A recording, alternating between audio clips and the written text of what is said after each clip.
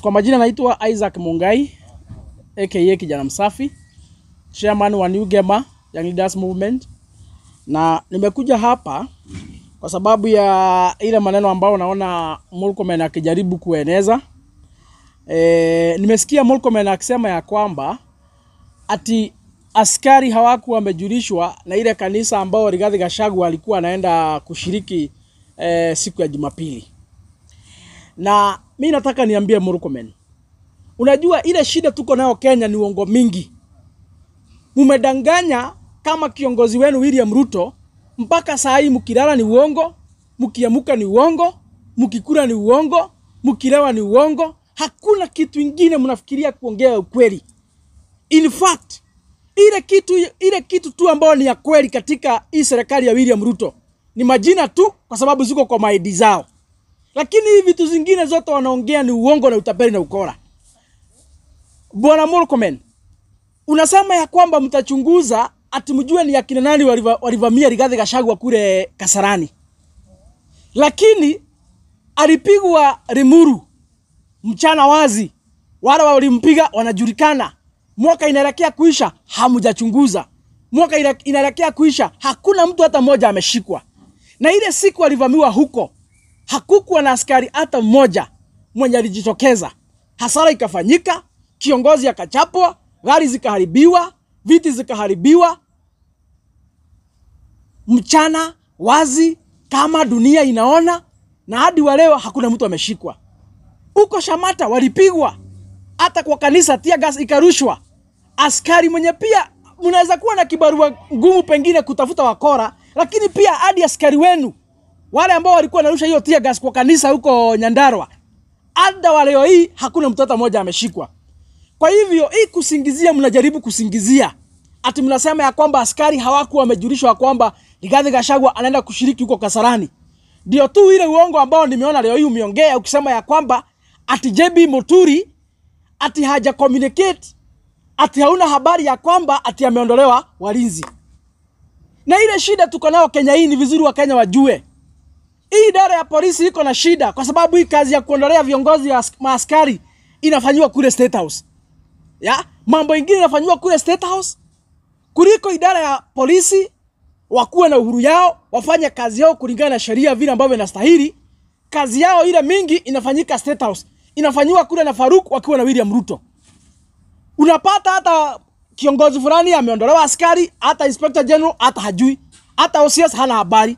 Order imetoka State House kwa Faruk.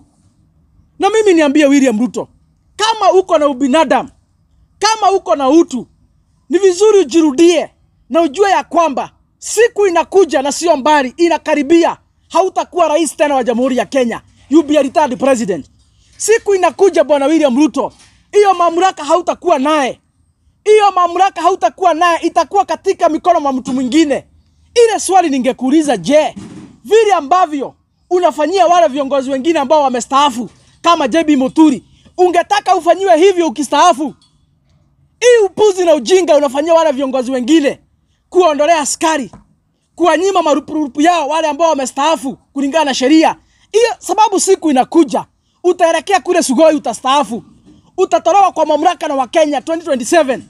Hiyo siku ikifika, ungetaka wale ambao watakuwa katika uongozi wakutreat namna gani kama kiongozi? Ungetaka wale ambao watakuwa katika mamlaka wakushughulikie namna gani? Haya unafanyia wale wengine, ungetaka pia afanyike kwako. Na nikwambia bwana William Ruto, unakosea. Kwa sababu wewe unaenda kustaafu 2027, unaenda kustaafu na utasahaulika. Hakuna mtu atakuja kukumbuka ilikuwa mtu alikuwa anaitwa ile mtu kama wewe Kenya hii. Lakini viongozi wachanga wanakufuata ambao unapoteza. Viongozi wachanga, watu kama kina Murkomen, watu tulifikiria hapo mbeleni ni viongozi wako na akili. Watu tulikuwa tunafikiria wangekuja pengine siku za pale usoni kuongoza nchi ya Kenya. Unawakosea pakubwa kwa sababu umefanya wameanza kuonekana kama wapia ni wenda wazimu. Na niambie Murkomen, viongozi wachanga hawa ambao wanafuata William Ruto, William Ruto ataenda kuzikwa kisiasa na nyinyi pamoja. Lakini hata mkizikwa na yeye, mjue yeye tayari ameshazeeka. Anatamatisha safari yake ya siasa. Amekuwa kwa serikali miaka 30. Hata akifukuzwa na Wakenya yeye hana hasara. Nyinyi ni wachanga ndio mnaanza maisha yenu ya siasa. Nyinyi ndio muingia tu kwa uongozi. Mnafuata mtu ambaye ni very blind. Kwa nini mnafuata mtu ambaye anaelekea kuisha? Simfunguke macho angalau. Bwana Murkomen, wewe unahangaisha JB Muturi. Wewe ni mtoto mdogo umeingia kwa serikali juzi. Unahangaisha JB Muturi. Hii serikali yenu imebakisha miaka 2 izikwe katika kaburi ya sahau. Tukue na serikali nyingine. Hivi unafanyia watu Bwana Murkomen, ndivyo utakuja kufanyiwa. Hivi unatesa viongozi, ndivyo utakuja kuteswa. Yale unafanya wengine wapitie Bwana Murkomen, utakuja kuteswa pia wewe. Utakuja kuyapitia. Hii uchungu unafanya wengine wasikie, hata utakuja kupitia. Kama kuna swali nitachukua 1 ama 2. Tunaona mbunge wa kule Mathira amefukuzwa na watu kwa mazishi sababu ya kukatana na Rigathi Gachagua. Afukuzwe. Hilo jambo unachukulia aje? Afukuzwe kabisa. Huyo kijana hata hastahili kuongelesha watu. Na watu wako na uhuru. They have a right of expression. Kama hawataki kuongeleshwa na mheshimiwa so kwa sababu ni mkora. Kama Wakenya hawataki kusikiza kiongozi so kwa sababu hasikizi Wakenya, hawakilishi Wakenya vile ambavyo inastahili, anafaa kupotea, aende, afukuzwe. Afukuzwe. Wakenya wako na uhuru. Kama hamtaki mtu kuwaletea siasa, kwa hiyo maneno anawadanganya huko sijui kwa mazishi sijui wapi, kama anakuja kuwaletea siasa ya ujinga ya uchochezi ya kutusi Rigathi Gachagua, hafai kusikizwa. Na niseme hapa Mlima Kenya, wale viongozi ambao tunaheshimu, wale viongozi ambao tunaamini, ni wale ambao wameungana na Rigathi Gachagua kuhakikisha kwamba tumekuwa na umoja wa Mlima Kenya, kuhakikisha kwamba tunatengeneza na tunapanga siasa zetu kama jamii ya Mlima Kenya kwa pamoja. Wale ambao wanafuata Rigathi Gachagua wanamshikilia, wale ambao wanamuunga mkono, kuhakikisha kwamba kama jamii tumepata na mwelekeo, hao ndio wale viongozi tunajua. Lakini hao matapeli wengine ambao wanafuata William Ruto, hao matapeli wengine wanakuja kutudanganya, hao hawafai kusikizwa mahali. Hii Gachagua anatumua gunzi, unaona kama iko na manufaa gani hii yenye na hataki ongee? Kwani nini tisho? Mimi naambia William Ruto, aache kurukaruka. Aache wasiwasi. Mwanamke akiwa na mimba hafai kuogopa uchungu, kwa sababu miezi 9 ikiisha uchungu bado itamramba. Kwa hivyo niambia William Ruto, wewe ni rais wa Jamhuri ya Kenya. Siku zako za kutolewa kwa mamlaka zinakaribia. Ile uchungu unajaribu kupostpone, ile uchungu unajaribu kupotelea, ya kuhand over pale Kasarani, ya kutolewa kwa mamlaka kama rais wa kwanza kwenda pamoja na Wakenya, hiyo uchungu hauwezi ipotelea. Wewe ni sawa na mwanamke ako na mimba. Hakuna vile ambavyo mwanamke ako na mimba anaweza potelea uchungu. Kwa hivyo hata ufukuze Rigathi Gachagua kwa makanisa, hata umtumia wakora wamuangaishe asiongeleshe raia, kile unaogopa bado kitakushika tu, kwa sababu siku ya kuhandover inakuja na haiko mbali. Kura tunapiga tarehe 8 mwezi wa 8 2027. Is only 2 years time. Ya? Kwa hivyo nikuambie Bwana William Ruto, acha kujisumbua na Rigathi Gachagua. Rigathi Gachagua hata si lazima aenda kwa makanisa, hata si lazima aenda kwa mkutano. Rigathi Gachagua ako na uwezo wa kuongea na Wakenya akiwa kwa boma yake. Na Rigathi Gachagua bila hata kuwania kiti ya urais atakupeleka nyumbani asubuhi na mapema, kwa sababu ametuambia siri zile ambazo kama Wakenya hatungejua. Na niambia Rigathi Gachagua amefanya kitu ya maana sana, ile kitu Uhuru Kenyatta alishindwa kufanya. Uhuru Kenyatta alikuwa anasema hata achia nchi mwizi, lakini hakuwa anatuelezea haswa William Ruto ni nani. Yule mtu amekuja kuokoa Wakenya kwa njia ya kutuambia ukweli na kutuambia William Ruto ni nani, ni Bwana Rigathi Gachagua. Nimpongeze kwa sababu ameongea kama mwanaume bila kuficha, na ametuanikia kila kitu wazi. Saa hii Wakenya wote kwa jumla, hakuna mtu hajui William Ruto ni mtapeli.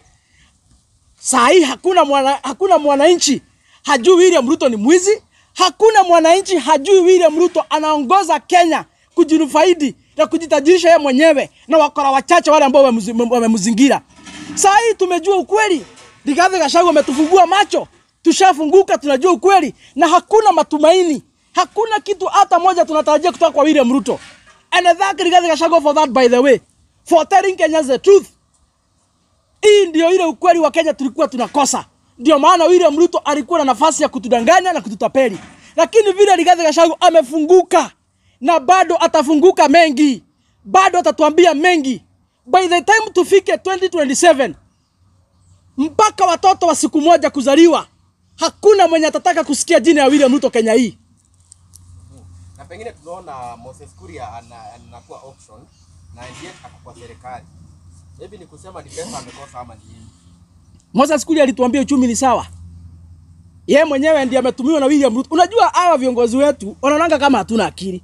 Wakati tunawaambia William Ruto anawatumia, wanasema sisi hatujielewi.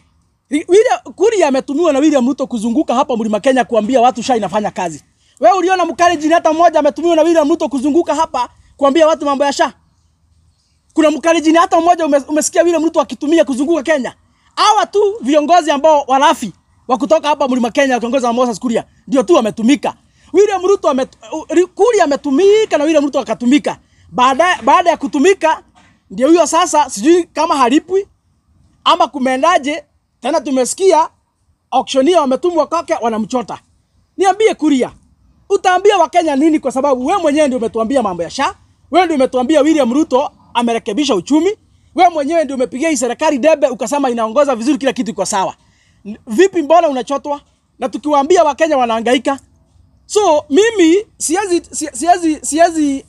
siwezi stuliwa na mtu mmoja kuchotwa na jamii nateseka huku kwa sababu ya uongozi baya William Ruto. So hiyo ni kitu kadogo sana imekumba tu William Moses Kuria peke yake. Hiyo si kitu ati ya kama jamii ati tuna wasiwasi tunashtuka. Hapana.